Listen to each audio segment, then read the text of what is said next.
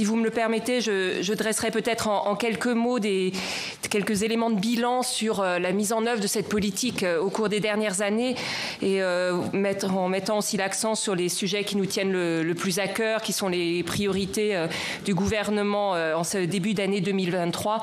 Et bien sûr, je serai à disposition pour répondre à toutes vos interrogations sur ce sujet qui est assez vaste et qui implique à la fois de nombreux produits, de nombreux publics cibles, mais aussi de nombreuses préoccupations de politique publique. Donc peut-être quelques mots de bilan. Alors si j'évoque un bilan, c'est parce que nous arrivons au terme d'un exercice de programmation gouvernementale qui était le plan national de mobilisation contre les addictions 2018-2022 et qui a permis déjà d'accentuer les efforts des pouvoirs publics dans ce domaine de la lutte contre les conduites addictives et qui nous a permis d'atteindre aussi un certain nombre de résultats qui se traduisent par des évolutions positives d'un certain nombre de consommations et que pourra vous présenter Julien Morel-Darleux par la suite. Alors, quels sont les événements marquants de ces dernières années qui se traduisent aussi par quelques résultats en ce début 2023 ? C'est d'abord une meilleure information de la population sur les risques liés à un certain nombre d'usages. Information donc, sur les risques liés à la consommation de tabac. Je commence par le tabac puisqu'il s'agit en termes de morbimortalité du principal défi qui continue à se poser à nous puisqu'il y a encore plus de 70 000 morts par an liées à la consommation de tabac. Un nombre considérable de pathologies liées à ce produit. Donc cela reste vraiment notre priorité principale en termes de, si on le prend sous l'angle de la morbimortalité. Comme vous le savez, une politique désormais inscrite dans la durée a été déployée au cours des dernières années. C'est incarné dans des programmes nationaux de lutte contre le tabagisme.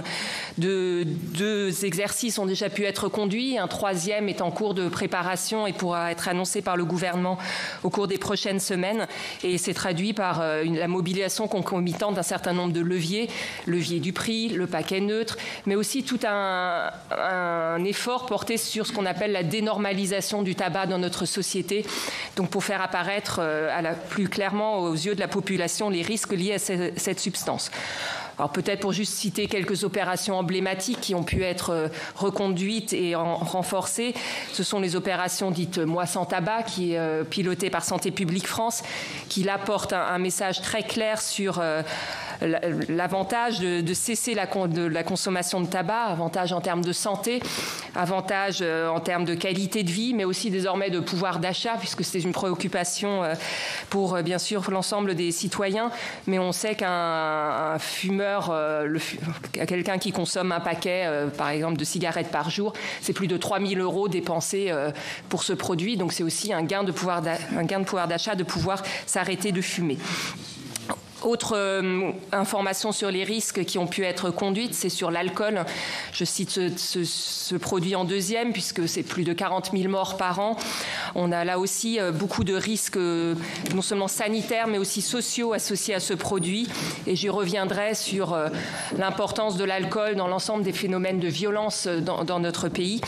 Mais ce qui a été notamment fait au cours des dernières années, c'est le déploiement, là aussi, de campagnes d'information sur les risques liés à la consommation d'alcool, notamment pour faire porter à connaissance des Français ce qu'on appelle les repères de consommation à moindre risque. Pas plus de 10 verres d'alcool par semaine, donc pas plus de 2 verres par jour et pas tous les jours, puisqu'on sait qu'on a quand même des risques qui sont de moindre ampleur si on est en dessous de ces repères. Or, on a encore un quart de la population française qui, par ses usages, se situe au-dessus de ces repères de consommation à moindre risque, d'où l'importance de les porter à la connaissance du public. Donc là aussi, ça s'est traduit par des campagnes menées sous l'égide de Santé publique France. Troisième produit, le cannabis. Donc nous avons dans notre pays encore 900 000 usagers quotidiens de cannabis. Donc en termes de diffusion dans la population, là encore, c'est une préoccupation majeure pour le gouvernement. Les risques liés à l'usage de cannabis sont de mieux en mieux documentés par la littérature scientifique. On sait en particulier à quel point il s'agit d'une bombe pour le cerveau des plus jeunes. Et quand je dis des plus jeunes, je parle des jeunes jusqu'à 25 ans, puisqu'on a un phénomène de maturation cérébrale jusqu'à peu près cet âge-là. Donc on ne parle pas que des mineurs, on parle bien des enfants, des adolescents et des jeunes majeurs. Et on sait désormais que l'effet du cannabis sur ces cerveaux, ça se traduit par des troubles, notamment de la concentration, de la mémoire, de l'attention, avec un impact avéré sur la réussite scolaire et l'insertion sociale et professionnelle ultérieure. Donc, par exemple, l'INSERM a suivi des cohortes de jeunes entre ceux qui avaient eu un usage précoce et un usage régulier sans être très intense de cannabis, ceux qui n'en avaient pas eu. Et on voit un vrai décrochage à mesurer à Bac+3 entre ces deux groupes tels que ça a été mesuré. Donc, sous l'égide du service d'information et du gouvernement, deux séries de campagnes ont pu être diffusées en 2021 et en 2022. Une campagne plus axée à la destination de la population générale, axée sur les risques liés au cannabis, aussi en termes de trafic, on pourra y revenir. Une campagne sous l'égide de Santé publique France, plus destinée aux jeunes usagers, pour là aussi les aider à la connaissance des risques et les orienter vers des solutions de réduction de leur consommation, voire d'arrêt. Et enfin, une campagne sous l'égide de la sécurité routière pour mettre aussi l'accent sur les risques, bien sûr, en termes de conduite automobile liés aux stupéfiants. Alors, au-delà des informations sur les risques, c'est bien sûr un aspect très important, mais qui ne suffit pas en matière de prévention. Ce qui s'est vraiment développé au cours des dernières années, ce sont les programmes dits de renforcement des compétences psychosociales. Alors, derrière ce terme se cachent des choses à la fois assez simples et assez difficiles à mettre en œuvre. Assez simples parce qu'on parle de compétences essentielles pour la vie dans la société. C'est l'estime de soi, savoir avoir recours à l'adulte, savoir résister à la pression des pairs, faire ses propres choix. Donc c'est une série de compétences dont l'enjeu est de doter les enfants et adolescents, mais voire même les adultes. On a aussi maintenant des programmes plus à destination des adultes pour les aider à savoir ne pas adopter des comportements à risque, les comportements à risque dont les conduites addictives font partie. Donc ce sont des programmes déployés en milieu scolaire, mais pas seulement en milieu scolaire, aussi dans les autres milieux de vie de l'enfant et de l'adolescent. D'abord de façon un peu expérimentale, pour aussi évaluer l'efficacité de ces programmes. Et désormais, on arrive à un déploiement un peu plus avancé. Je n'ose pas parler de généralisation parce qu'on n'en est pas encore là. Mais désormais, dans chaque région française, généralement dans le cadre de partenariats entre le rectorat et l'agence régionale de santé, on a des établissements scolaires qui bénéficient de ces programmes de renforcement des compétences psychosociales. Alors, ils sont souvent déployés avec l'aide d'acteurs du monde de la santé et de la prévention, dont notamment Fédération Addiction, qui a été beaucoup à la manœuvre sur le programme dans les collèges, The Unplugged, mais l'enjeu désormais est de bien sûr l'intégrer dans les pratiques éducatives ordinaires et donc de toucher aussi la formation initiale et continue des enseignants et au-delà des enseignants de la communauté éducative plus généralement, pour que cela puisse infuser largement les pratiques éducatives et pédagogiques de l'éducation nationale. Je parlais d'autres milieux de vie de l'enfant et de l'adolescent, peut-être juste pour mentionner que l'enseignement agricole est aussi très actif sur ces sujets et a de nombreux programmes de renforcement des compétences psychosociales dans ces établissements. On a aussi construit des choses dans des établissements tels que l'EPID pour les jeunes décrocheurs qui reprennent une formation.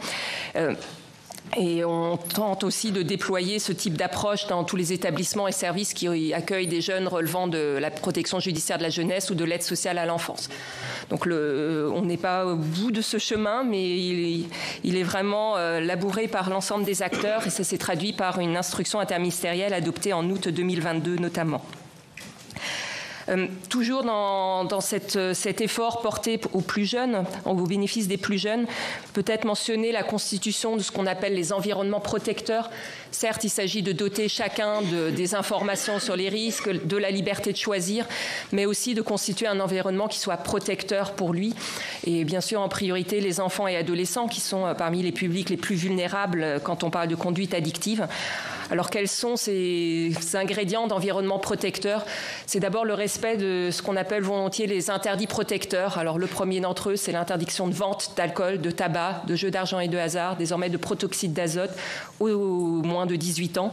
C'est une interdiction qui est encore largement pas respectée en France. Enfin, les chiffres, quand on fait des enquêtes clients mystères, sont assez dramatiques, puisqu'on a plus de 9 enfants sur 10 qui disent n'avoir aucune difficulté à s'approvisionner auprès des débitants de boissons, de tabac, de jeux d'argent et de hasard. On a plus de 10% des buralistes qui vendent sans sourciller à des enfants de 12 ans dans les enquêtes clients mystères, alors que normalement, l'exigence d'une pièce d'identité est inscrite dans la loi. On a encore trop peu de contrôle, trop peu de sanctions, et notamment des sanctions aussi qui seraient connues et qui pourraient avoir un effet dissuasif. Donc c'est un effort continu, là encore. On a fait beaucoup de choses en matière de formation de débitants, de campagnes de sensibilisation, en s'appuyant aussi sur les têtes de pont que sont par exemple l'UMI, la Fédération du commerce et la distribution, la Confédération des buralistes, etc. Mais on voit malheureusement que ces opérations ne suffisent pas à elles seules. Et ce qu'il faut désormais, c'est aussi mobiliser les forces de sécurité intérieure, police, gendarmerie, pour mener des contrôles. Les polices municipales sur le tabac et jeux d'argent et de hasard, puisqu'ils sont aussi habilités à le faire en la matière. La justice pour qu'elle puisse prononcer des sanctions et les faire connaître. Donc c'est vraiment un sujet auquel on tient beaucoup parce qu'on a des preuves scientifiques selon lesquelles réduire l'accessibilité des produits pour les mineurs, c'est efficace en matière de réduction des consommations. Il peut toujours y avoir des phénomènes de contournement, envoyer un ami, prendre les produits mis à disposition par les parents. Mais malgré tout, tant que cet interdit n'est pas respecté, on a un angle mort dans notre politique publique. Autre interdit auquel on tient beaucoup, c'est aussi faire respecter toutes les règles relatives à la publicité. La publicité, si elle est déployée massivement, c'est parce qu'elle a un impact sur les consommations. C'est une incitation à consommer, dont sont victimes en particulier les plus jeunes. On a un corpus législatif qui existe, qui est certes perfectible, mais qui a quand même le mérite d'exister. Je pense notamment à l'alcool, je pense aussi aux jeux d'argent et de hasard. On a une nouvelle réglementation qui est toute récente de 2020. L'enjeu, c'est de faire respecter cette réglementation et de réduire un peu le matraquage promotionnel dont sont victimes les enfants, adolescents, mais aussi jeunes adultes. Et on voit bien à quel point ces stratégies ciblent ces plus jeunes pour recruter de nouveaux consommateurs. L'environnement protecteur, c'est aussi la sensibilisation des adultes, de tous les adultes qui entourent les enfants. Alors, les parents en premier lieu, d'où aussi l'importance de l'information sur les risques. Il faut que les parents sachent, par exemple, les risques liés à la consommation de cannabis si leurs adolescents le font. Mais aussi parce qu'ils ont un rôle primordial à jouer. On a encore en France une initiation qui se fait à certains produits, trop souvent en famille. Et là, il y a 2 produits un peu phares, malheureusement, en la matière. C'est l'alcool, premièrement.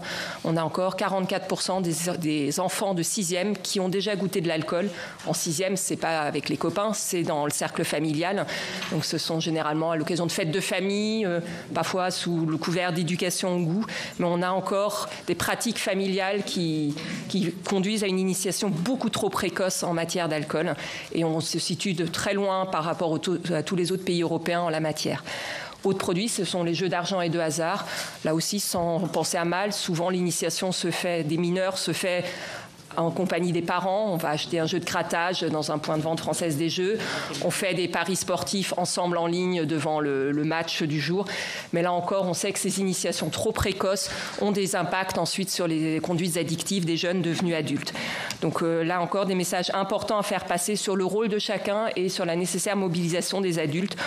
On rêve qu'un jour, dans la queue, devant un buraliste, les adultes s'émeuvent lorsque le buraliste vend un paquet de tabac à un mineur, et puisque cette tolérance sociale à la vente aux mineurs, elle aussi, baisse.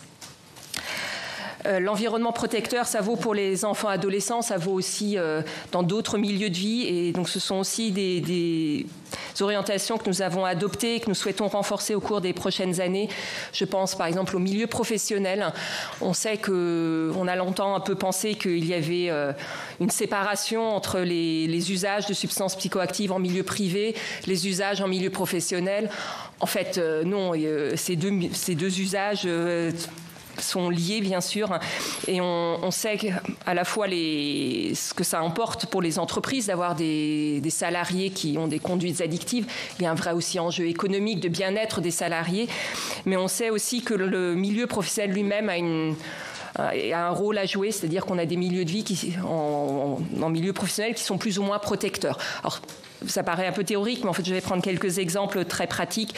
Tout ce qui est habitude en milieu professionnel de faire des pots alcoolisés, que ce soit des after-work, des pots de départ, des pots pour fêter tel ou tel succès. On sait que ça peut aussi être autant d'incitations à consommer. Donc le message est de faire respecter là aussi la loi, puisque la loi limite le type d'alcool qui peut être proposé, mais aussi d'inciter à proposer aussi des boissons non alcoolisées, de vraiment laisser le choix aussi aux personnes de ne pas consommer d'alcool. Alors je parle d'alcool, mais on a aussi d'autres milieux professionnels soumis par exemple à de fortes exigences de performance.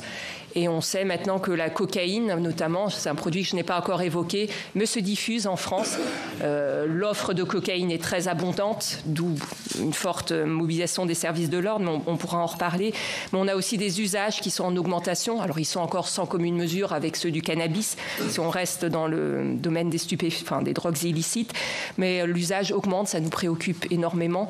Et on dépasse désormais les milieux un peu classiques, traditionnels auxquels on pensait aux traders, les milieux de la pub, enfin c'est des images un peu caricaturales, mais on est désormais confronté, notamment dans certains milieux professionnels, à des usages croissants de cocaïne. Alors quelques exemples juste, mais c'est pas du tout exclusif et c'est certainement pas pour les stigmatiser. On sait que dans le milieu de la restauration, de l'hôtellerie, on a ce type d'usage qui se développe avec des incitations aussi à la consommation pour les plus jeunes salariés de ce secteur. Je pense aussi à des milieux comme les marins-pêcheurs, des métiers souvent très durs, le BTP, où la cocaïne est prise aussi pour ses effets perçus comme aidant à la performance. Donc voilà, je cite rapidement ce milieu professionnel, un dernier milieu de vie, et j'en finirai là de ce panorama sur les milieux de vie, c'est le milieu de vie étudiant, où il me semble aussi qu'il y a beaucoup de choses à faire. Donc nous avons lancé une démarche avec le ministère de l'Enseignement supérieur pour inciter les établissements de l'enseignement supérieur, universités, grandes écoles, à là aussi être conscients de la manière dont l'environnement dans lequel évoluent les étudiants est plus ou moins incitatif ou protecteur vis-à-vis des conduites addictives. Alors quand on parle d'étudiants, on pense souvent juste au milieu festif. Il est certes important, donc tout ce qui est prévention et réduction des risques en milieu festif, cela reste une partie importante de notre politique publique. Mais au-delà de la vie festive, il y a aussi tout ce qui se passe sur les campus, dans les logements étudiants, dans la vie associative, les clubs sportifs, les clubs de loisirs, les associations multiples qui existent sur un campus, où là encore, il est important que les adultes, ils sont tous adultes à cet âge-là, mais en tout cas les encadrants aient un discours clair vis-à-vis des étudiants, qu'il n'y ait pas d'incitation à consommer et au contraire qu'il y ait des facteurs protecteurs pour ces jeunes adultes dont nous avons vu tout à l'heure la vulnérabilité. Donc ça peut passer par des espaces sans tabac. On a des universités qui déploient désormais ce genre d'approche. Un discours clair sur l'alcool aussi. Je pense que tant que les dirigeants des universités, des grandes écoles ne mettent pas de fin à cette idée selon laquelle les consommations massives d'alcool, ça fait partie d'un rite initiatique, d'un passage obligé, il faut que jeunesse se fasse. Tant qu'on aura ce genre de discours porté par les encadrants dans les universités, on aura du mal à progresser. Et ça passe aussi par une sensibilisation des salariés de tous ces établissements d'enseignement supérieur pour qu'eux aussi puissent profiter d'un environnement plus protecteur. Peut-être juste 2-3 mentions pour finir et ensuite je répondrai bien sûr pendant la suite de la discussion à vos interrogations. Peut-être pour mentionner l'importance aussi de la réduction des risques, qui est donc une approche qui permet pour ceux qui consomment des produits, quels qu'ils soient, alcool, drogues illicites, de réduire les risques associés à ces consommations. Donc on a là aussi une politique qui s'est poursuivie au cours des dernières années, qui a cherché à amplifier ces démarches. Depuis la loi de 2016, la réduction des risques est clairement inscrite dans la loi, avec tout ce que cela implique en termes de reconnaissance de la légitimité de cette politique, de protection des intervenants de matière de réduction des risques, en développement de nouveaux outils. Alors il y a un exemple qui est souvent emblématique dans le débat public, mais qui ne résume pas à lui seul, et j'insiste vraiment là-dessus, l'approche réduction des risques, c'est ce qu'on appelait les salles de consommation à moindre risque, désormais halte soins addiction. Au cours des dernières années, donc, on a pu conduire ces 2 expérimentations à Paris et à Strasbourg, surtout les évaluer avec un programme ambitieux, une démarche ambitieuse d'évaluation qui a mis en évidence l'efficacité de ce type de dispositif. Et comme vous le savez bien, nous sommes désormais confrontés au défi de stabilisation des dispositifs, notamment à Paris, mais aussi d'ouverture éventuellement de nouvelles haltes soins addiction sur les territoires où ces ouvertures sont justifiées, lorsqu'il y a des scènes ouvertes de consommation, lorsqu'il y a aussi une alliance des acteurs locaux pour porter ce type de dispositif. Mais c'est un dispositif dans une palette d'outils, donc la réduction des risques, ce n'est pas que ça. C'est aussi des démarches qui se construisent dans beaucoup de dispositifs. Je pense notamment à tout ce qui est centre d'hébergement, par exemple, tous les établissements et services du secteur de l'accueil, hébergement, insertion. Là aussi, c'est important de savoir comment accompagner les usagers de substances psychoactives pour réduire les risques. C'est aussi la réduction des risques en milieu festif. Là encore, quand on a des grands événements festifs, il faut savoir intervenir pour réduire les risques associés. Pardon, j'avais un dernier point que je voulais évoquer. Oui, alors bien sûr, c'est la lutte contre les trafics, mais qui s'est renforcée depuis 2019 avec un premier plan national de lutte contre les trafics et un renouvellement, un approfondissement de cet exercice qui est prévu pour 2023. Donc là aussi, c'est une mobilisation très massive des forces de sécurité intérieure, police, gendarmerie, les douanes aussi qui sont très impliquées dans cette politique, toute la chaîne pénale pour avoir une action déterminée à la fois sur la criminalité organisée, les grosses têtes de pont en matière de trafic, mais aussi le trafic du quotidien, parce que cette sécurité au quotidien, c'est une préoccupation aussi première du gouvernement qui se traduit notamment par tous ces efforts portés sur le démantèlement des points de deal. Et dernière chose, mais qui n'est pas la moins importante, c'est le renforcement des dynamiques territoriales en matière de lutte contre les addictions. Il y a eu beaucoup d'évolutions au cours des dernières années et notre ambition, c'est de les renforcer. Alors, premièrement, au niveau des acteurs de l'État, au niveau local, je pense aux préfectures qui sont nos relais de la MILDECA au niveau local, qui ont écrit des feuilles de route régionales en 2019. Alors certes, c'était un premier exercice très perfectible, mais il a traduit la mobilisation interministérielle des acteurs au niveau d'une région et d'un département. Ce sont aussi les agences régionales de santé qui se sont vues dotées de moyens significativement plus élevés au cours des dernières années grâce au Fonds national de lutte contre les addictions. Donc les agences régionales de santé ont des crédits, ont des politiques désormais stabilisées au niveau régional pour mener des actions ambitieuses en matière de prévention et d'accompagnement et de réduction des risques dans le domaine de la lutte contre les conduites addictives. Et ce sont enfin les collectivités locales qui ont vraiment contribué de plus en plus à cette politique. Vous le savez peut-être, la MILDECA lance depuis 2018 des appels à projets dits nationaux à destination des communes et intercommunalités. On a un succès grandissant avec ces appels à projets et nous nous en réjouissons vraiment. On a désormais à chaque appel à projet plus d'une centaine de candidatures, de dossiers déposés, ce qui nous a permis de conclure au cours des dernières années une cinquantaine de partenariats avec des communes et intercommunalités de toute taille sur l'ensemble du territoire, en métropole ou en outre-mer, avec des projets assez divers parce que ce qui nous semble essentiel, c'est de respecter l'orientation politique donnée par l'élu, le maire, ses adjoints. Certains privilégient une approche autour de l'accompagnement des familles, la prévention dès le plus jeune âge. D'autres souhaitent mettre l'accent aussi sur l'application de la loi, qui reste un sujet très important, comme je le disais tout à l'heure, sur aussi la responsabilisation des débitants, par exemple.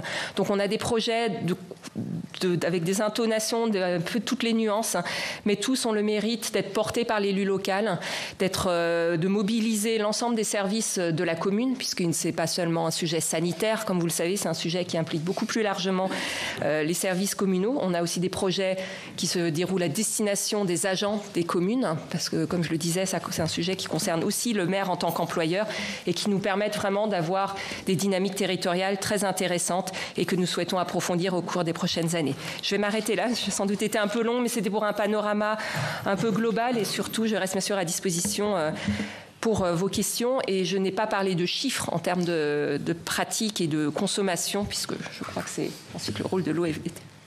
Très bien. Donc, je laisse la parole à M. Julien Morel.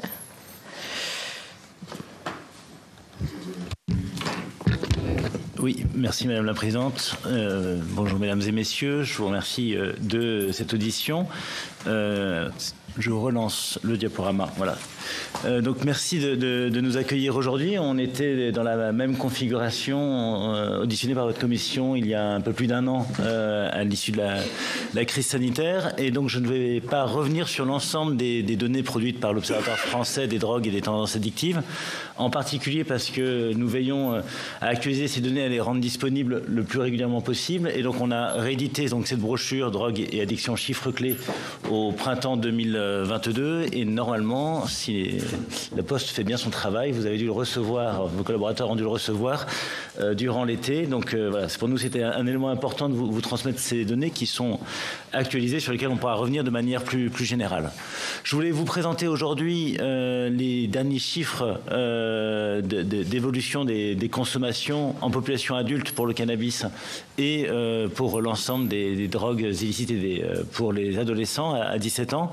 Alors, une partie de ces données ont été publiées au mois de décembre avec l'Agence de santé publique France dans le cadre des publications des résultats du baromètre santé 2021 pour le cannabis dans notre revue Tendance. Et une autre partie que je vais vous présenter de manière synthétique va être publiée au mois de mars, puisqu'on a pu réaliser, j'y reviendrai, avec le soutien du ministère des Armées, l'enquête Escapade auprès de 23 000 jeunes, donc c'est une enquête au moment de la journée d'appel à la défense, 23 000 jeunes de 17 ans qui a été réalisée donc en mars 2022 et voilà, nos équipes n'ont pas ménagé leurs efforts pour pouvoir présenter des résultats moins d'1 an après la réalisation de cette enquête, parce que c'est la première enquête de cette ampleur en population adolescente après la crise sanitaire. Il me semblait important, vu que les chiffres d'avant dataient de 2017, de les rendre disponibles au grand public, aux décideurs publics et aux professionnels du champ le plus tôt possible, et un peu en avant-première et sous embargo pour vous aujourd'hui. Alors je ne reviens pas sur l'émission de l'OFDT que vous connaissez, simplement un élément quand même marquant pour nous qui retrace la volonté des membres du groupement d'intérêt public de noter notre changement de périmètre d'action depuis 2020 avec la privatisation de la Française des Jeux et la création de l'Autorité nationale des Jeux. Il a été décidé que l'Observatoire français des drogues et des toxicomanies voyait son champ d'observation élargi avec un renforcement, il faut le noter, je le dis aussi pour la Commission des affaires sociales qui nous auditionnait chaque année, donc un renforcement de nos moyens à la fois d'observation et de nos moyens humains, puisque en tout entre ce transfert et le renforcement des moyens accordés par les pouvoirs publics, on a plus 3 postes sur 3 ans, ce qui n'est pas anodin pour une équipe de 30 personnes. Je vous laisse faire l'augmentation en pourcentage directement. Donc voilà, donc ça c'est un point important. Donc on a profité de ce changement de périmètre d'action pour aussi faire évoluer, c'était l'occasion de nos 25 ans d'activité, faire évoluer notre logo et surtout notre nom. Et donc nous nous appelons toujours OFDT en abréviation, mais c'est l'Observatoire français des drogues et des tendances addictives, afin de couvrir l'ensemble du champ. Le terme tendance est important pour nous en tant qu'observatoire, puisque ce qui fait aussi la force de notre dispositif, c'est d'être régulièrement répété et de pouvoir mesurer dans le temps les évolutions, comme je vais vous le montrer. Alors, juste un point de rappel, mais maintenant, je pense que chacun d'entre vous maîtrise ces données, mais on va plus parler effectivement d'expérimentation, c'est-à-dire le fait d'avoir une pratique comme le jeu d'argent et de hasard une fois dans la vie, ou avoir consommé un produit une fois dans sa vie, en tant qu'expérimentation, et on est expérimentateur toute sa vie. Ça permet de savoir finalement comment un produit ou une pratique est diffusée dans notre pays. Mais ce qui va nous intéresser, et ce que je vais vous présenter aujourd'hui, c'est d'abord effectivement ce qu'on appelle les usages dans l'année, les usages actuels, c'est-à-dire les personnes qui ont eu cette pratique ou ce comportement ou cette consommation dans l'année qui s'est écoulée, avant l'enquête, et plus spécifiquement, donc on resserre la focale sur l'usage récent, c'est-à-dire l'usage dans le mois, et après l'usage régulier, c'est quand il y a 10 fois cet usage dans le mois. Voilà, je voulais juste rappeler ces éléments avant de vous montrer vous redonner quelques données. Alors sur l'évolution donc des usages de cannabis en population adulte en France, on a donc c'est une publication qu'on a fait avec Santé publique France donc en décembre 2022. Donc c'est le résultat du baromètre santé 2021 qui a permis d'interroger près de 23 000 personnes adultes, donc de 18 à 64 ans pour les usagers de drogues illicites. Ce que l'on note dans cette évolution, c'est que, alors on n'a pas remis la courbe parce qu'elle continue à progresser, c'est la courbe de l'expérimentation, puisque comme je le disais, on est expérimentateur toute sa vie, donc on a une génération vieillissante d'expérimentateurs de cannabis. On est aujourd'hui à un peu moins de la moitié des 18-64 ans qui ont déjà expérimenté le cannabis, donc c'est une légère hausse par rapport à 2017, l'analyse précédente qui avait été faite avec l'ensemble des drogues illicites. Mais par contre, et je pense que c'est un des éléments importants que l'on voit, donc sur les trois derniers points de la courbe, comme vous le voyez, on a donc 2017 qui est notre année de référence avant la crise sanitaire, et puis avec Santé publique France, il y a eu 2 mesures en 2020, donc pendant la crise sanitaire, et en 2021, des usages de cannabis. Donc on voit, en fait, nous on a souhaité dans ce numéro de tendance faire une comparaison 2017-2021, c'est-à-dire sur 5 années. Et on voit que l'usage dans l'année est resté stable, aux alentours d'un peu plus de 10%, 10,5% des adultes qui ont consommé du cannabis dans l'année. Mais par contre, les usages au cours du mois et les usages réguliers, c'est-à-dire 10 fois par mois, sont en baisse. L'usage quotidien est lui aussi en baisse chez les adultes. Donc, on a 2 éléments marquants, c'est qu'on a toujours une prédominance masculine dans les usages, ça c'est un invariant. Et le deuxième point, et ça je pense c'est un élément important qu'on a souligné dans le tendance, c'est qu'on a en fait un vieillissement des usagers. Pour avoir un exemple par classe d'âge, c'est la première fois que chez les 18-24 ans, le nombre d'expérimentateurs est en baisse par rapport donc aux années précédentes, et donc en fait on a une évolution qui est finalement qui va se traduire, et on va le voir après sur les enquêtes qu'on a fait en population adolescente, c'est-à-dire que finalement ces consommations de cannabis dans notre pays sont portées plus par les 25-45 ans que ne le sont par les 18-24 ans aujourd'hui, avec en particulier, je me permets de souligner ce point puisque c'est un élément qui est marquant, même si les chiffres sont assez faibles, mais on a une augmentation des usages donc des usages dans l'année chez les 55-64 ans. Donc alors ça reste extrêmement minime, mais c'est des évolutions. On voit donc cette notion de vieillissement des usages qui se traduit de manière continue. C'est un mouvement qui se traduit depuis plusieurs années. Alors, deuxième élément que vous retrouverez dans ce numéro et qui, je pense, intéressera directement votre commission, c'est on a pu publier donc une évolution donc des usages par région territoriale. La taille de l'échantillon du baromètre de santé permet ces évolutions. Un élément extrêmement important dans les discussions qu'on a pu avoir avec Santé publique France et qui est attendu, je ne pense pas par vous et par les membres du GIP, c'est qu'on a pu publier aussi ces données en même temps pour les territoires ultramarins, enfin donc la Guadeloupe, la Guyane, la Martinique et la Réunion, qui ont suffisamment d'habitants pour pouvoir réaliser cette enquête en population générale dans le même temps. Et donc c'est assez intéressant puisque on a une carte de France qui est assez hétérogène. On l'a pas reproduit sous format de carte aujourd'hui, mais on le fera prochainement. On a des fiches territoriales. Je vois que ça génère un certain nombre de commentaires, mais on pourra y revenir tout à l'heure. Ce qu'on voit, c'est c'est très contrasté donc sur le territoire national. C'est assez hétérogène dans l'Hexagone. Il y a néanmoins un contraste nord-sud avec 3 régions qui se distinguent sur des usages qui sont plus importants, qui sont la Nouvelle-Aquitaine, l'Occitanie et la Provence-Alpes-Côte d'Azur. Donc c'est un élément qui est à noter. L'autre élément qui est à noter, donc c'est les données qui apparaissent en rouge lorsqu'il y a des usages qui sont plus importants avec la moyenne nationale. L'autre élément important à retenir en la matière, c'est que finalement la diffusion, l'exploitation du cannabis dans les territoires ultramarins est moins importante. Vous voyez, la première colonne qui est la colonne de l'expérimentation est en bleu pour ces 4 territoires. Mais on a par contre dans les usages dans l'année finalement des niveaux d'usage qui ne sont pas significativement différents de ceux du territoire hexagonal. Et donc on a finalement un produit qui est moins diffusé mais qui reste consommé par donc une frange de la population de manière similaire à ce que l'on a sur le territoire hexagonal. Voilà les premiers éléments, on pourra y revenir bien évidemment tout à l'heure. Et donc je vous présente quelques éléments donc, sur l'enquête sur la santé des consommations lors de la journée d'appel à la défense, ESCAPA, donc, qui est aujourd'hui, je me corrige d'ailleurs, la journée défense citoyenneté. Donc c'est un partenariat qu'on a depuis 20 ans maintenant, un peu plus de 20 ans avec le ministère des Armées, la direction du service national et de la jeunesse, qui nous permet d'interroger. Donc ça a été mis en œuvre au moment de la création de l'OFDT avec le soutien de la MILDEC à l'époque, enfin de la MILT à l'époque, qui permet d'interroger toute une classe d'âge de manière régulière. Et donc c'était le 10e exercice depuis 2000. Le premier exercice depuis 2017, comme je l'évoquais. Donc c'est une enquête qui est représentative des consommations chez les jeunes Français à 17 ans. Cette enquête, elle a un questionnaire qui est stabilisé dans le temps et qui permet d'interroger à la fois les questions des usages de produits, comme je l'ai évoqué, mais également depuis 2011, on a des questions sur les jeux d'argent et de hasard. Et c'est un élément sur lequel je voudrais insister aujourd'hui. On a aussi tout un module de questions sur la santé physique et mentale des jeunes, et je pense que c'est un des points que l'on va voir ensemble.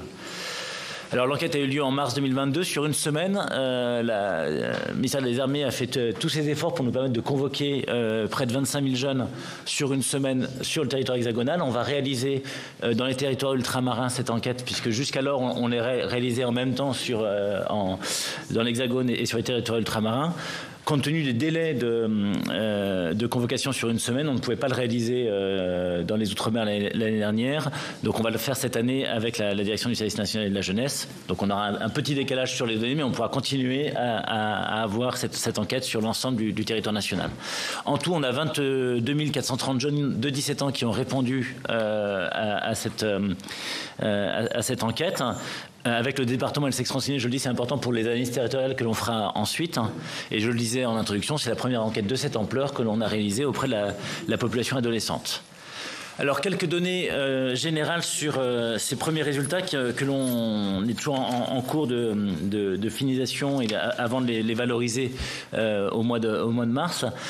La première donnée importante, et j'y reviendrai de manière plus détaillée juste après, c'est la baisse très forte du tabagisme. Je vous avais présenté en 2021 les résultats de l'enquête en classe en troisième, qui montraient une très forte baisse déjà chez les élèves de troisième de ces consommations de tabac. Cette baisse s'accentue, donc on perd quasiment 10 points de pourcentage entre 2017 et 2022, puisqu'on est aujourd'hui à 15,6% des jeunes de 17 ans se déclarant fumeurs quotidiens. Ils étaient donc 25% il y a 5 ans.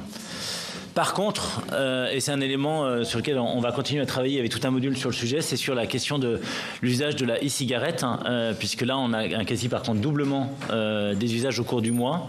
Un des points de vigilance concernant la e-cigarette, c'est qu'en fait lorsqu'on interroge les jeunes, ils ont parfois du mal à dire ce qu'il y a comme e-liquide dans leur e-cigarette, ce qui peut d'ailleurs générer, on l'avait vu ces 2 dernières années, aussi des incidents sanitaires lorsqu'il y avait des liquides avec des nouveaux produits de synthèse qui circulaient en milieu scolaire. Donc, pour être très clair, l'ensemble des usages déclarés est en baisse, que ce soit sur les produits licites et illicites.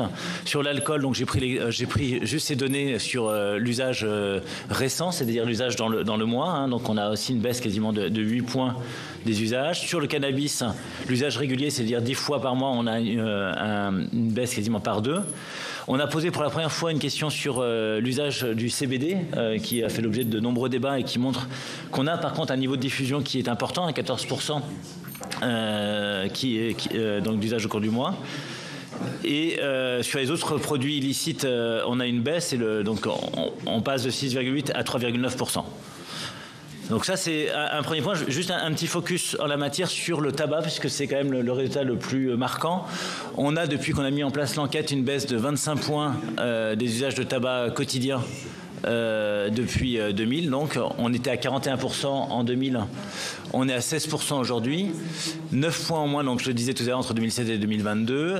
Et l'expérimentation du tabac dans la vie, donc l'expérimentation du tabac finalement est aussi en baisse, quasiment 30 points entre 2000 et 2022. Donc c'est très clairement un effet de génération qui fait suite à un certain nombre d'interdictions qui ont pu être mises en œuvre.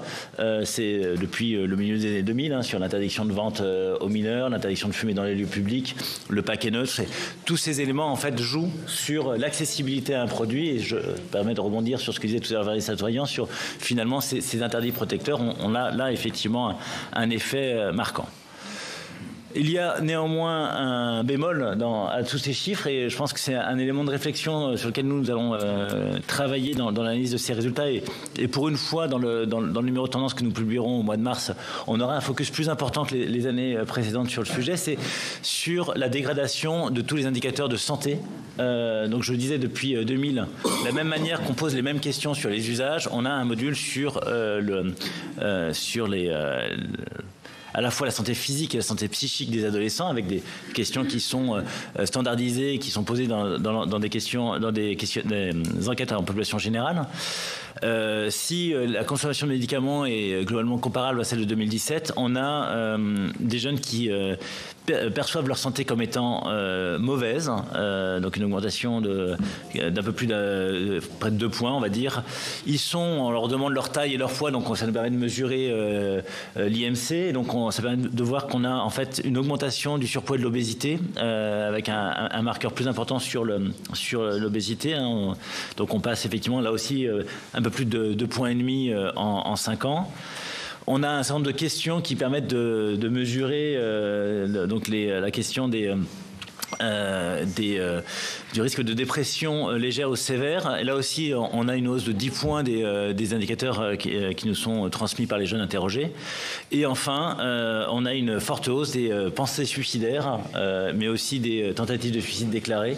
Voilà, c'est des questions qui marquent de manière importante donc une dégradation des indicateurs de santé depuis 5 ans, une évolution qui est inverse à celle des usages. Donc, à la différence des adultes qui ont pu déjà expérimenter un produit, ces jeunes n'ont pas eu sans doute d'opportunité pendant la crise sanitaire, en particulier pendant les périodes de confinement, d'accéder à d'autres modes de sociabilité qui auraient pu peut-être découvrir des produits, mais aussi avoir des activités qui leur permettraient de lutter contre ces risques de dépression légère ou sévère, ces pensées suicidaires et cette perception globale d'une santé mauvaise. Donc il y a, je le pense, et nous le pensons, c'est un élément de vigilance et d'attention, mais je pense que Jean-Michel Delisle rebondira sur ce point, et c'est un point également souligné par Valérie Satoyan. C'est un point de vigilance à avoir pour nos jeunes. Et donc dernier point, voilà, nous allons publier début mars ces résultats. Nous aurons un focus spécifique sur les jeux d'argent et de hasard publié au printemps ou plus tard à l'été 2023, ainsi que des analyses régionales. Voilà, et puis donc les 2 autres publications qui sont déjà en ligne sont sur cette diapositive. Voilà, je vous remercie pour votre attention. Merci. Docteur Delisle, pour compléter. Et ensuite, on passera aux questions. Nous avons beaucoup de questions. Merci, Madame la Présidente, pour votre invitation. Mesdames, Messieurs, je vous remercie également parce qu'en introduction, vous avez évoqué la crise qui heurte actuellement tout le système de santé, particulièrement le système de santé mentale.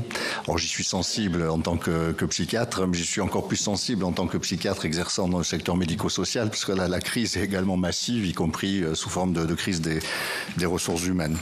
Alors, néanmoins, pour compléter là ce qui vient d'être dit par nos amis, aussi bien en termes de cadrage gouvernemental avec le plan national qu'avec l'évolution des données auxquelles je souscris tout à fait, qui viennent vous être présentées par l'OFDT, quelles sont en quelques mots les adaptations en cours de notre secteur dans le domaine aussi bien de la prévention des soins que de la réduction des risques. Alors, notre secteur, moi, je suis président de la Fédération Addiction qui regroupe environ 80% des établissements au niveau national. Donc des XAPA, les centres de soins, les CARUD, les centres de réduction des risques, sachant que ces équipes sont des équipes pluridisciplinaires, donc qui proposent une prise en charge globale. Alors, en matière de prévention, tout d'abord, je crois que la clé, c'est ce qui vient d'être dit actuellement et que vous aviez évoqué en introduction, c'est-à-dire que peut-être en partie suite à la crise sanitaire et à l'isolement des jeunes, on assiste à une dégradation extrêmement sensible de la qualité de vie et également des indicateurs de santé mentale, comme ça vient d'être évoqué chez les adolescents. Or, ça, c'est un problème en soi, évidemment. On parlait des conduites suicidaires. C'est un problème aussi parce que c'est évidemment un facteur de vulnérabilité par rapport à une entrée dans des consommations, éventuellement ensuite dans une transition pour des conduites addictives.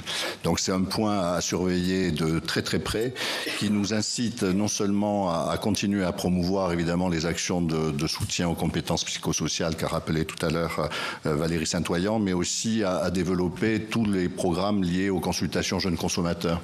J'avais évoqué lors de la réunion de décembre à l'Assemblée nationale, qui était co-animée d'ailleurs par le sénateur Iacovelli, en présence du ministre, l'importance de ces structures de terrain qui sont réparties sur tous les territoires, qui peuvent permettre de recevoir des jeunes qui sont en difficulté, mais des jeunes en difficulté au plan psychologique, au plan social, au plan familial, où le point d'appel est peut-être une prise de substance ou un abus d'écran, mais où il importe évidemment d'essayer de faire un bilan général de cette situation pour bien avancer.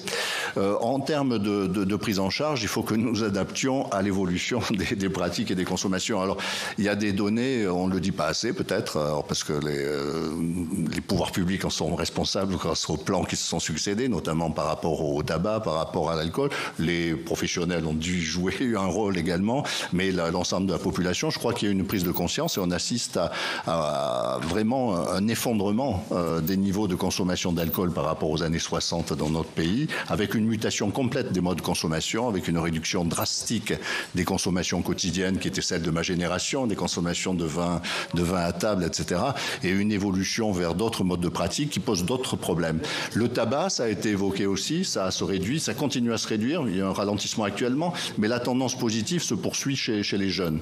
Alors, en quoi ça nous concerne? C'est parce que moins il y aura de personnes en masse dépendantes de ces produits-là, alcool et tabac, plus les situations les plus difficiles, les plus résistantes, ceux qui vont rester accrochés, seront des personnes qui présenteront des comorbidités et des vulnérabilités psychologiques et sociales. C'est sûr. C'est déjà évident par rapport au tabac, où il y a un gradient social majeur, hein, c'est un facteur majeur d'inégalité sociale. C'est vrai aussi pour l'alcool, ça commence à l'être pour le cannabis, très très nettement. Et là, on voit bien que pour prendre en charge ces personnes-là, il faut prendre en charge aussi ces vulnérabilités, de l'intérêt des équipes pluridisciplinaires, et donc des établissements comme les nôtres, qui historiquement, il faut bien le dire, étaient quand même orientés héroïne, cocaïne, etc., un peu alcool, vont devoir sans doute développer ces activités auprès du tabac, de l'alcool. Le cannabis, c'était déjà le cas.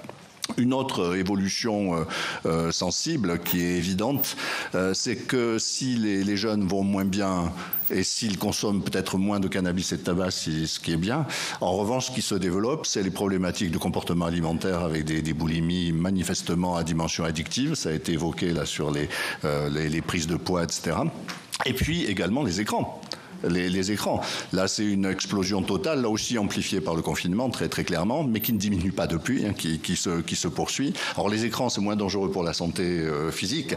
En revanche, c'est pas bon pour la santé psychique, pas du tout. C'est un facteur d'isolement, de dépression, de conduite suicidaire, etc.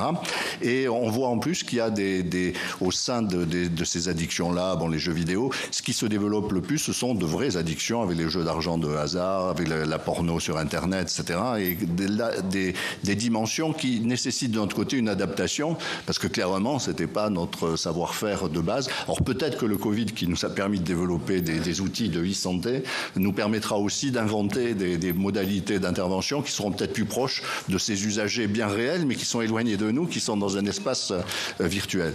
L'autre dimension qui est également liée à Internet, évidemment, c'est le développement en contrepartie des usages de produits de synthèse. Alors, initialement dans des niches comme les chemsexers, mais qui se développent maintenant tout à fait en dehors de ces niches-là dans le milieu festif. Alors, on pense au catinone à 3-MMC, également aux cannabinoïdes de synthèse, mais on pense aussi à tout ce qui est commandé sur Internet comme produit industriel. Il était évoqué tout à l'heure, le GBL en l'occurrence, mais pourquoi pas aussi le protoxyde d'azote, hein, qu'on peut commander assez facilement, etc. Donc là aussi, ça nécessite des adaptations de notre part. Et puis le dernier point que j'évoquerai, c'est en matière de réduction des risques et d'accès aux soins. Ça a été très bien évoqué par Madame Saint-Oyen. Je crois qu'il faut voir que la difficulté aussi que nous avions, peut-être, c'est que nous étions dans la représentation des gens, des structures qui aidaient les gens vraiment à arrêter totalement, définitivement, etc. Ça, c'est le gold standard, c'est parfait, c'est ce qu'il faut arriver à faire pour la plupart des addictions. En revanche, beaucoup d'usagers ne se reconnaissaient pas dans ce produit, ils n'en avaient pas envie, ils voulaient redevenir comme avant, des consommateurs maîtrisés. Et finalement, on se rendait compte que du coup, ces personnes-là restaient sur la touche, alors même que leur consommation excessive, souvent, pouvait être dommageable pour leur santé. santé. Si bien qu'on a développé des actions qui partent au plus près des demandes des gens, donc souvent plutôt des actions de sécurisation des consommations, de diminution des niveaux, et y compris par rapport à l'alcool, et y compris dans les centres sociaux qui étaient évoqués tout à l'heure, avec du coup la possibilité d'élargir vraiment la palette des personnes accueillies, non seulement des personnes dépendantes, mais également des personnes qui, comme beaucoup d'autres, peuvent avoir des consommations excessives sans que ça soit nécessairement dépendante. Donc ça, c'est des dimensions qui peuvent être intéressantes, qui sont également intéressantes en termes de messages positifs, sans doute par rapport aux jeunes qu'on peut rencontrer à propos des écrans. Eux, clairement, ils ne veulent pas arrêter. La dimension qu'on va leur proposer, c'est une dimension de réduction des risques, c'est-à-dire d'arriver peut-être à continuer à avoir des pratiques qui peuvent être agréables ou utiles, mais sans perdre le contrôle, sans que ça les isole, sans que ça les déprime, etc. Et c'est ce type de message qui peut être entendu, des messages positifs comme ceux qu'on développe actuellement, on est en janvier, à propos de l'alcool avec le Dry January, c'est-à-dire où on ne dit pas aux gens arrêtez, c'est définitivement, c'est une horreur, c'est le diable, mais faites l'expérience vous-même d'une suspension, d'une modération de vos consommations pendant le mois de janvier pour voir où vous en êtes par rapport à l'alcool, ce qui vous permettra ensuite d'avoir une relation plus régulée. Voilà, je vous remercie. Merci beaucoup, docteur. Alors, nous avons beaucoup de questions. On va faire deux salves de questions. Chantal de Seine, Michel Meunier, Laurence Cohen, Brigitte Micoulot, Daniel Chassin. Chantal de Seine. Merci Madame la Présidente, merci Madame et Messieurs pour votre présentation. Je vais pas revenir sur tous les points parce que j'ai cru comprendre qu'il y avait beaucoup de questions. Je voudrais vous en poser une essentiellement, c'est sur les salles de consommation à moindre risque, en particulier celle de Paris qui nous alerte depuis plusieurs mois et qui nous fait part de ses difficultés à prendre en charge les personnes sous emprise de drogue et qui ont besoin d'un suivi, en particulier depuis l'évacuation du square Perceval, je crois, Forceval, pardon. Je n'avais pas tout à fait les mêmes références en octobre dernier. Difficulté à prendre en charge ces personnes parce qu'il manque de personnel, mais parce que aussi la file active a augmenté. Alors nous avions fondé beaucoup d'espoir sur cette expérimentation lancée maintenant depuis 6 ans. En tout cas, en ce qui me concerne, j'espérais, après l'expérimentation sur Paris et Strasbourg, une extension de ces salles de consommation à moindre risque. On a entendu parler de certains projets sur Marseille, sur Bordeaux, mais qui ont avorté ou en tout cas qui n'ont jamais vu le jour. Et donc, je voulais savoir quelle était la politique en la matière et si on envisageait de développer ces salles. Et puis, une autre petite question, et après je laisserai la parole à mes collègues, c'est quelle est la situation des usagers de crack dans le nord-est parisien, en particulier depuis l'évacuation du square Forceval, parce qu'il y avait un dispositif, le dispositif Assure, qui permettait de les accompagner, en particulier pour ces usagers en errance, en leur proposant des hébergements dans des chambres d'hôtel. Or, il s'avère qu'on n'a pas une offre suffisante en hébergement, et donc quel dispositif et comment accompagner ce public particulièrement fragile. Alors après, je pourrais éventuellement vous parler de l'addiction au jeu, l'addiction alimentaire qui me préoccupe tout particulièrement, des puffs, etc., etc. Mais voilà, je ne veux pas griller la politesse à mes collègues et je pense que des questions complémentaires vous seront posées. Je vous remercie. Merci. Michel. Merci, Madame la Présidente. Merci pour la présentation très complète et globale de vos actions. Moi, je vais aller très vite avec un sujet dont on parlait juste avant votre audition, c'est les JO, l'organisation des JO de 2024. Et je voulais savoir de quelle manière la Midelca a été associée. Parce qu'il y a des questions qui peuvent se poser sur d'éventuelles dérogations à la loi E20. Donc on pense bien sûr à la consommation d'alcool dans dedans et hors de l'enceinte, mais aussi tout ce qui est prévention primaire, affichage. Et on sait que là, les sponsors alcooliers et autres marques liées à du plaisir et du dépassement sont souvent très pervers et très pernicieux pour des personnes concernées par ces produits et ces comportements addictifs. Donc voilà, je voulais savoir comment vous avez été associée à la préparation des JO. J'ai une autre question, c'est vous, madame, qui l'avez abordée, donc les aidants, l'environnement, et particulièrement les aidants des malades alcooliques. Ce sont souvent des personnes qui souffrent peut-être plus que d'autres parce qu'il y a un déni dans l'alcoolisme qui est évident, et ces questions liées aux violences et autres sujets que vous avez abordés. Je voulais connaître votre approche d'accompagnement de ces malades. Est-ce qu'il y a des actions spécifiques?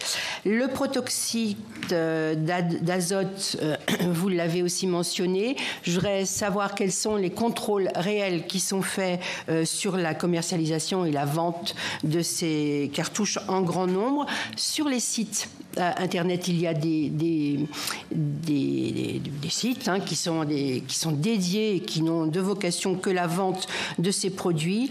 Et je voulais là aussi que vous nous disiez comment vous contrôlez et avec combien d'équivalents temps plein vous effectuez cette mission.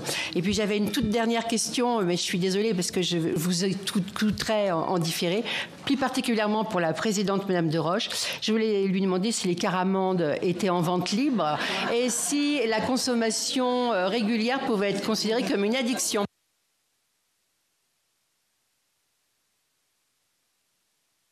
C'est un peu addictif, je reconnais que les chocolats sont un peu addictifs. Ils sont en vente libre. Ils sont en vente libre dans 2 magasins. Et il y a même des distributeurs automatiques de caramandes dans la ville d'Angers pour ceux qui ont besoin de caramandes la nuit ou le dimanche. Voilà. Merci, Laurence Cohen. Moi, je trouve que Michel a été très pertinente et c'est toujours un moment de douceur. On pense à toi à chaque fois. Donc, merci. Ah oui, c'est vrai. Donc, moi, je vous remercie, madame et messieurs, pour vos présentations.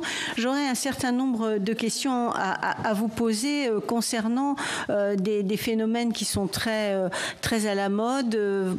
Je ne pense pas vous avoir entendu évoquer le tabac en sachet à sucer, le snus, qui est très en vogue parmi les jeunes, notamment sur TikTok et sur un certain nombre aussi de sportifs.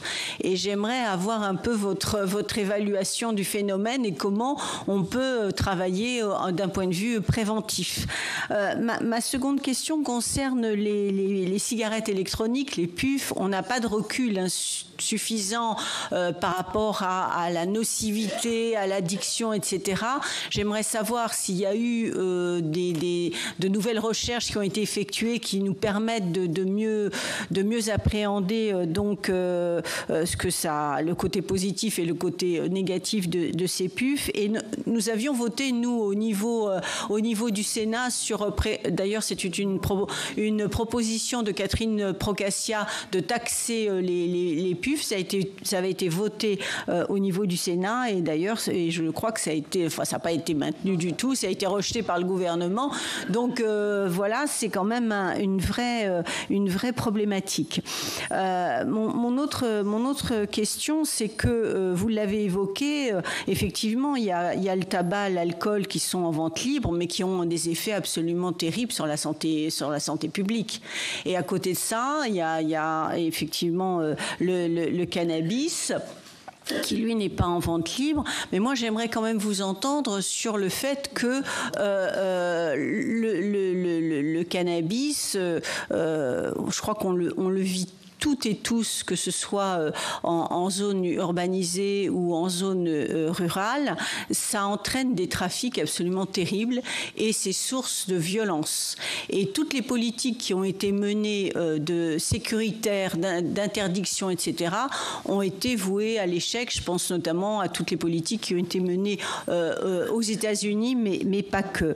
Quand j'avais travaillé sur la question, moi j'avais été à l'initiative d'une charte en 2012 qui avait réuni les principales associations et les fédérations de lutte contre les addictions, et tout le monde était arrivé à la constatation qu'il fallait dépénaliser l'usage du cannabis, et je pense qu'après il y a des évolutions sur la légalisation du cannabis qui entraînerait justement le fait de stopper ces trafics, et puis de pouvoir aussi contrôler les choses, parce qu'aujourd'hui on sait que le cannabis d'aujourd'hui n'est plus dosé de la même façon qu'il pouvait l'être il y a quelques années, donc il n'y a aucun contrôle. Donc moi je ne suis pas convaincue sur le fait que le fait d'axer plus sur le sécuritaire, etc. Je suis loin d'être convaincue que c'est le côté positif. Donc j'aimerais avoir votre analyse sur cette question-là. Et ma toute dernière question, c'est que quand même on constate que les moyens dont vous disposez, je pense la Mildelka, l'OFDT, etc., sont des moyens qui sont en forte diminution au cours des années. Chantal l'a dit, l'a évoqué. Et donc c'est quand même un phénomène énorme. Et moi, je sais que, par exemple, pour notamment poursuivre les trafiquants, les gros trafiquants, etc., il y a quand même des moyens qui sont très, très, très, très faibles au niveau de la police et à tous les niveaux. Donc, j'aimerais aussi avoir votre appréciation sur vos propres moyens pour arriver à répondre à toutes les questions, à toutes les problématiques qui vous sont demandées. Merci. Alors, merci pour votre présentation. La Mildelka a édité en 2022 un guide Le maire face aux conduites addictives. Alors, j'ai bien entendu qu'il y avait une 50aine de partenariats et des projets divers. Je voudrais savoir quel retour avez-vous de cette publication?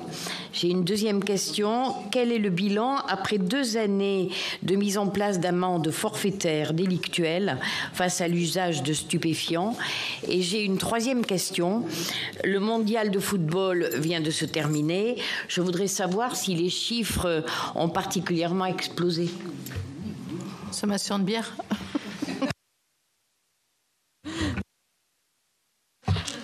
Merci Madame la Présidente, merci Mesdames, Messieurs pour votre présentation. Donc vous nous avez rappelé effectivement que le cannabis, quand même 900 000 usages quotidiens, est en augmentation. Bien sûr la cocaïne et votre action de prévention. Alors il y a quand même dans ce que vous nous avez dit, il y a des choses un peu réconfortantes, c'est-à-dire que l'alcool se diminue chez les jeunes, même si l'augmente dans certaines festivités, l'augmente de façon massive. Diminution du cannabis qui est divisé par 2, mais les troubles dépressifs chez les jeunes et le développement des écrans. Donc mes questions, c'est on a le développement du protoxyde d'azote, enfin qui est arrivé en milieu rural, et quel est son développement, et est-ce qu'il y a beaucoup de recrutement par Internet? Quels sont les produits qu'il y a dans la cigarette électronique? Est-ce que c'est nocif?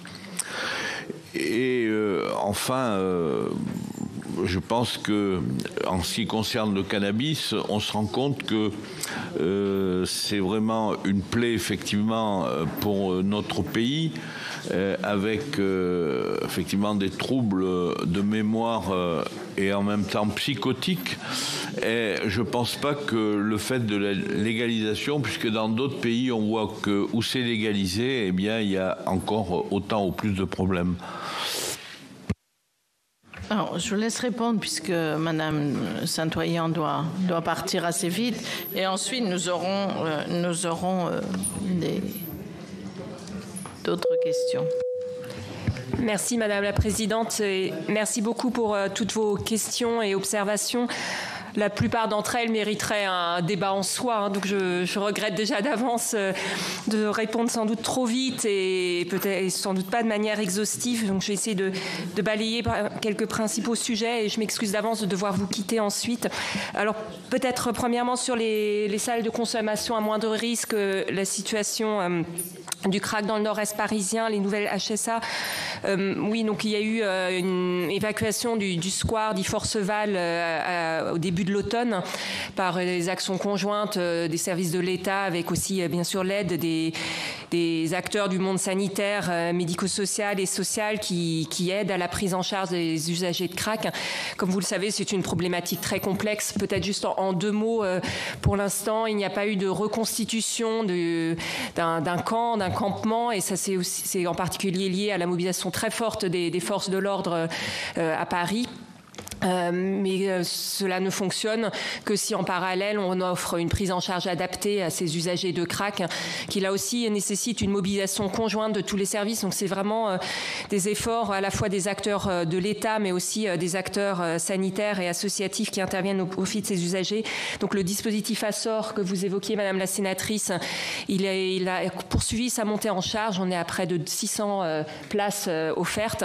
Il a beaucoup augmenté tout au long de la crise sanitaire. Donc voilà, se pose toujours la question, est-ce que c'est suffisant ou pas suffisant? Mais c'est un effort considérable offert ainsi par les pouvoirs publics et ses partenaires, et qui est un dispositif qui fonctionne bien, puisqu'on a eu une évaluation faite par les hospices civils de Lyon qui montre que la prise en charge via ce dispositif Assor a permis à 87% des personnes accompagnées de réduire, voire d'arrêter sa consommation de crack. Donc il n'y a pas de solution miracle en matière de prise en charge des usagers de crack, mais vraiment des efforts que je souhaite souligner de tous les acteurs autour de cette dimension. Alors oui, il y a eu des impacts aussi sur la salle de consommation à moindre risque à Paris. Cette salle, on le sait, même si ce dispositif est efficace, c'est un dispositif qu'il s'agit toujours de conforter, de poursuivre dans la durée, parce que la file active est importante, elle reste importante. Il y a des difficultés de recrutement, mais malheureusement, comme plus largement aussi dans les secteurs sanitaires et médico-social et social. Donc nous veillons au maximum à conforter ce dispositif et à lui permettre de bien fonctionner. Les nouvelles HSA, la politique du gouvernement, c'est de l'accompagner. On a des crédits mis en réserve à cet effet. L'enjeu, c'est de trouver des alliances territoriales pour autoriser ces ouvertures dans les villes. On a des projets effectivement à Bordeaux, Marseille, Lille, Lyon. Ces projets ne sont pas enterrés, ils sont en discussion, mais ils nécessitent vraiment à la fois la mobilisation conjointe des services de l'État, mais aussi de la collectivité locale d'implantation et des acteurs locaux. Sur le sport, les JO, la Coupe du Monde de foot, c'est en effet un enjeu important, sous plusieurs dimensions, parce qu'il y a une association malheureuse à notre sens parfois entre sport et alcool, les consommations à risque d'alcool aux abords des stades, en accompagnement des événements sportifs. Donc nous travaillons avec la délégation interministérielle de gestion des grands événements sportifs, la DIGES, pour préparer au mieux les prochaines échéances. Il y a certes les JO, il y a aussi la Coupe du Monde de rugby qui se prépare avec une dizaine de villes qui accueillent ces événements. Donc nous travaillons pour effectivement faire de la prévention et réduire les consommations à risque, aussi en régulant les débits de boissons qui seront concernés. Il s'agit aussi de lutter contre l'association, là aussi, qui n'est pas que positive, entre sport et jeux d'argent et de hasard. On a un sponsoring du monde sportif important par les opérateurs de jeux d'argent et de hasard qui essaie de marier l'image des grands sportifs, du sport, avec les paris sportifs. Or, les paris sportifs, ils conduisent, certes, ça peut être une pratique récréative, mais ça devient un usage problématique pour un certain nombre de jeunes. Je parle des jeunes parce que ce sont vraiment les publics vulnérables en priorité sur ces usages. Paris sportifs, un usage problématique de paris sportifs, ça peut conduire à des problèmes financiers importants, outre la perte de contrôle, etc. Et qui dit problème financier peut ensuite conduire aussi à des comportements, voire de délinquance pour rembourser les dettes. Donc on a un engrenage là qui est très problématique, et on est très préoccupé par le développement à la fois du jeu d'argent et de hasard, qui est un secteur en pleine croissance, mais surtout par le développement concomitant du jeu problématique. Donc effectivement, ce sont des liens qu'il s'agit de casser ou au moins de limiter. Les nouveaux produits associés au tabac, le snus, enfin le snus c'est pas vraiment nouveau, mais on a effectivement un peu d'émergence en France, c'est interdit en France, donc c'est un point de vigilance. Les puffs, effectivement, là aussi, je parlais tout à l'heure de matraquage des jeunes, publicitaire des jeunes, là typiquement c'est un point d'entrée pour l'industrie du tabac, pour toucher aussi les jeunes. Certaines puffs, ou la plupart, contiennent de la nicotine, c'est ça le produit addictif, donc on sait que ça peut être un point d'entrée dans le tabagisme, en tout cas l'addiction à la nicotine. Et donc il s'agit de travailler pour travailler, y compris bien sûr avec vous, parlementaires, pour trouver les meilleurs moyens d'encadrer ces usages.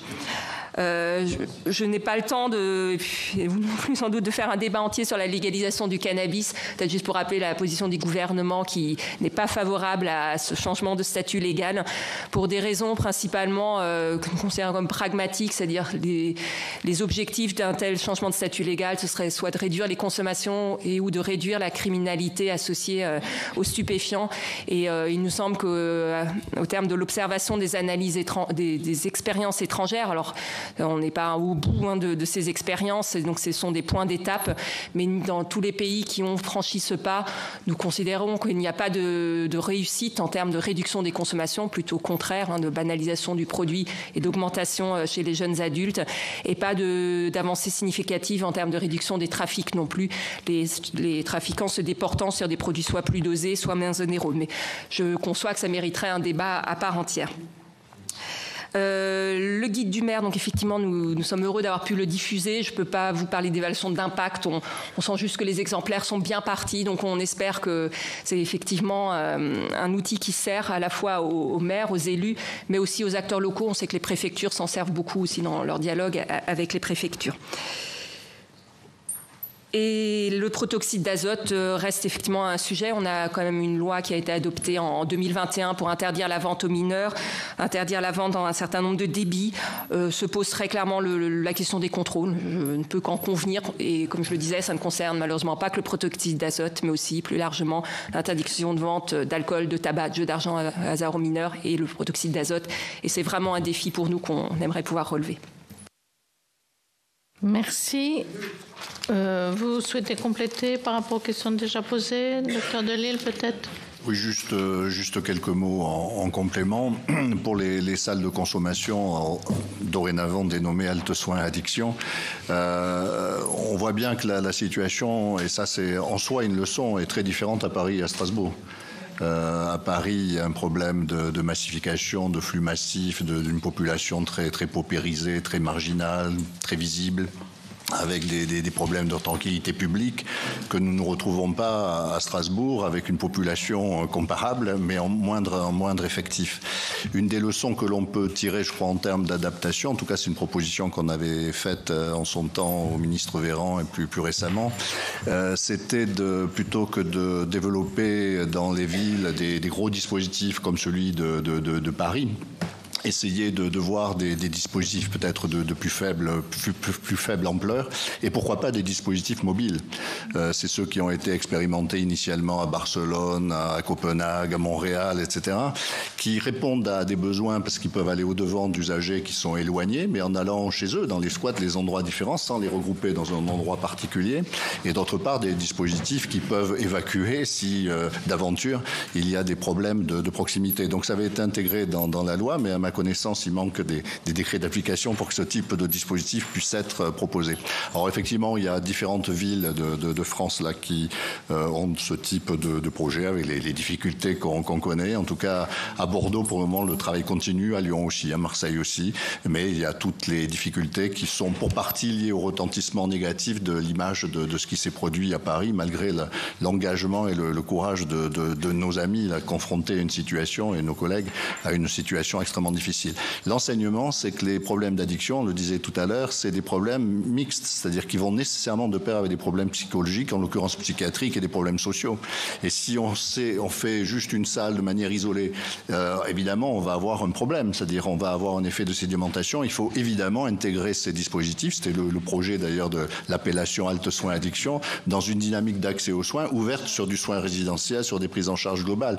Autrement, évidemment, on risque d'entrer dans un circuit fermé. Sur les e-cigarettes, on nous demandait des données récentes. Il y a des données récentes. Il y a eu le rapport du Haut Conseil de santé publique au début de l'année dernière.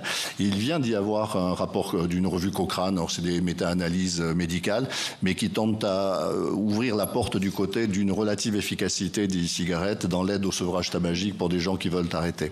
Et de fait, pour beaucoup d'usagers, là aussi, dans une logique de réduction des risques, on se rend compte que pour des gens qui sont pas prêts à arrêter tout de suite brutalement, c'est une phase qui peut les aider en douceur, si j'ose dire, à se dégager dégager du tabac fumé, souvent aussi en articulant avec des patchs nicotiniques, et de telle façon que progressivement les personnes puissent arriver à un sevrage. Donc à mon avis, c'est une piste vraiment à suivre.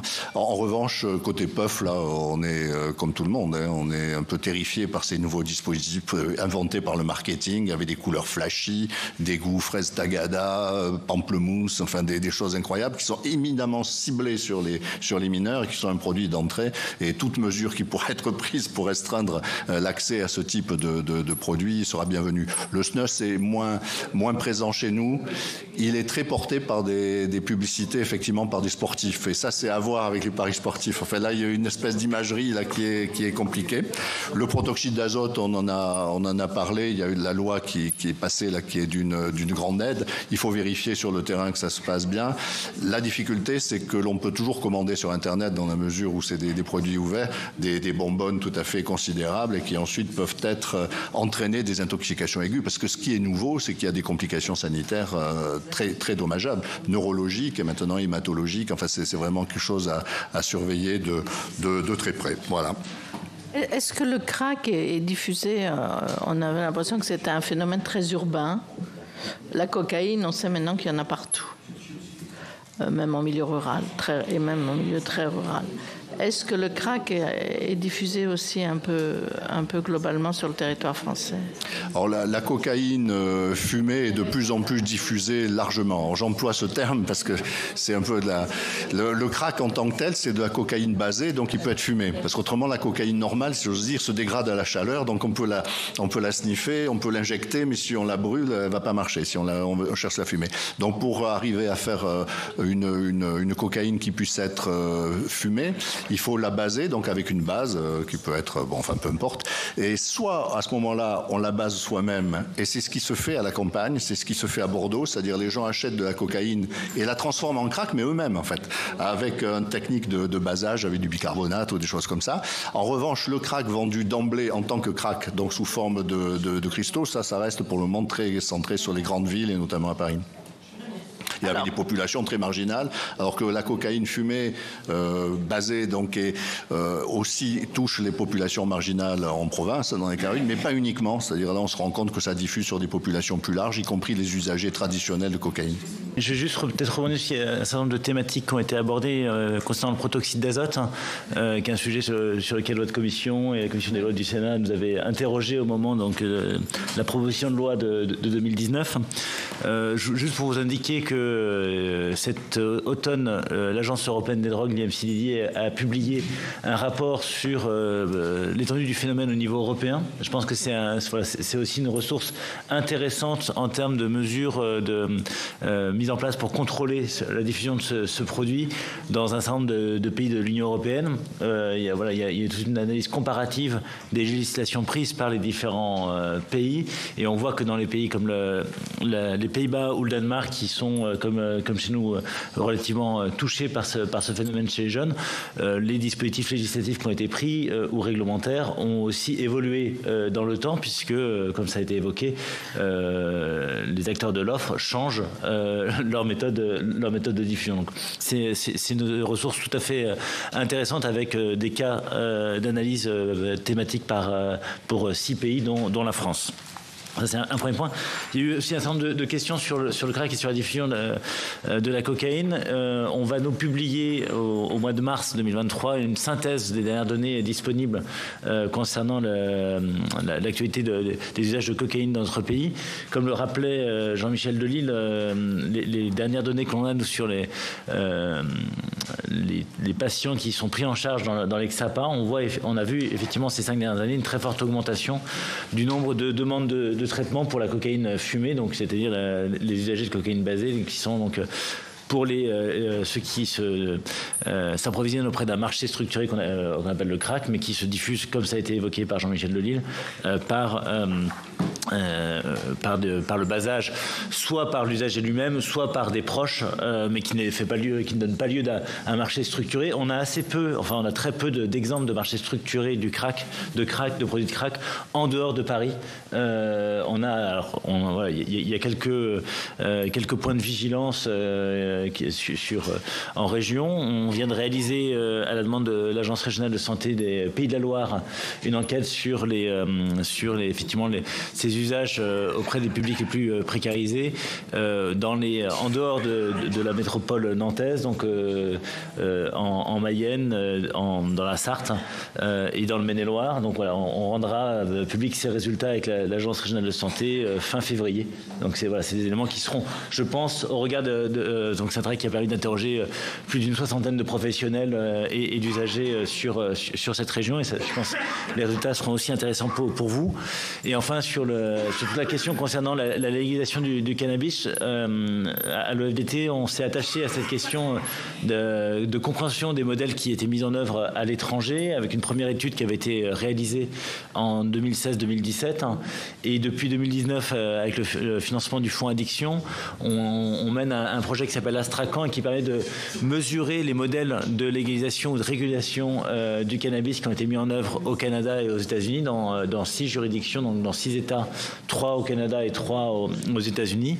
Il y a déjà des éléments d'analyse qui sont disponibles sur notre site, mais on aura effectivement au printemps, plutôt à la fin du premier semestre 2023, la synthèse de ces résultats. Et c'est, je pense, intéressant pour votre commission, puisque s'il y a un autre temps de réflexion, on a maintenant pour certains États américains près de 10 ans de recul sur les effets, effectivement, à la fois sur une plus grande diffusion du produit chez les adultes, mais par ailleurs un vrai contrôle et une baisse des usages chez les mineurs.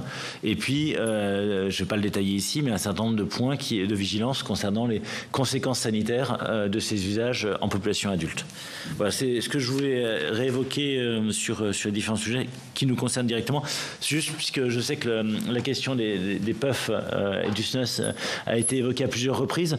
C'est vrai que lorsqu'on fait des enquêtes en population adolescente ou des enquêtes en population générale, on a d'abord, pour que les résultats que l'on obtient nous permettent de les analyser, c'est qu'on doit pouvoir les comparer dans le temps. Donc quand on a des phénomènes marketing qui apparaissent de manière très, très rapide, généralement on est en décalage toujours dans les enquêtes. En 2017, dans l'enquête Escapade, on avait manqué les questions sur le protoxyde d'azote, qui est apparu.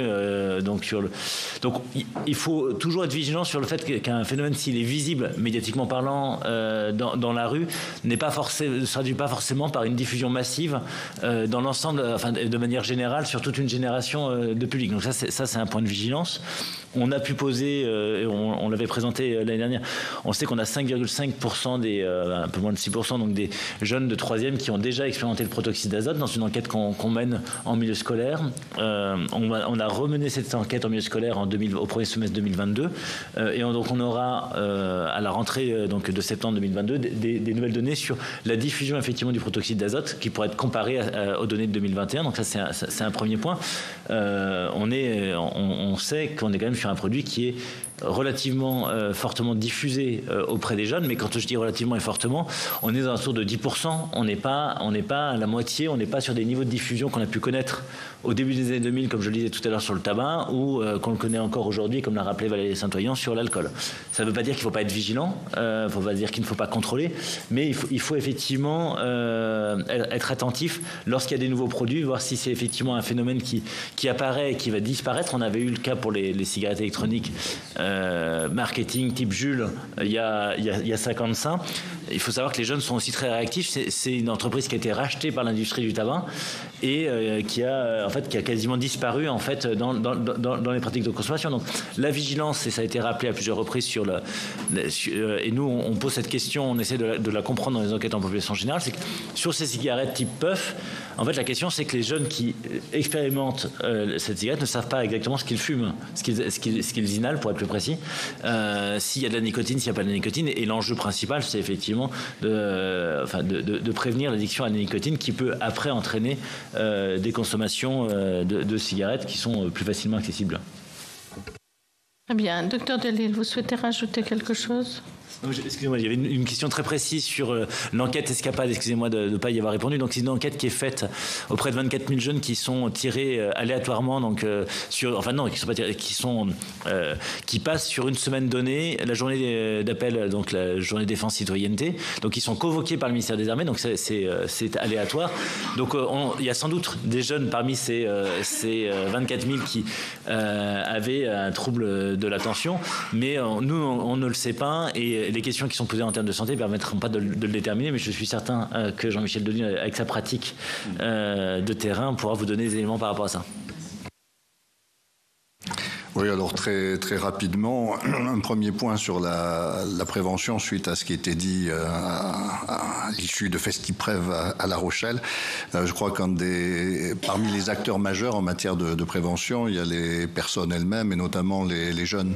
Et on sait que les messages portés par des jeunes eux-mêmes sont souvent plus accessibles, plus compréhensibles et plus acceptables surtout par d'autres jeunes. Alors là, ce qui nous sert, en gros, de mon point de vue, notamment par rapport à des produits comme le cannabis, c'est paradoxalement l'explosion des usages à la fin des années 90. Ce qui fait que beaucoup de jeunes sont devenus des usagers de cannabis, mais beaucoup ont vu aussi les dégâts que ça faisait sur d'autres jeunes.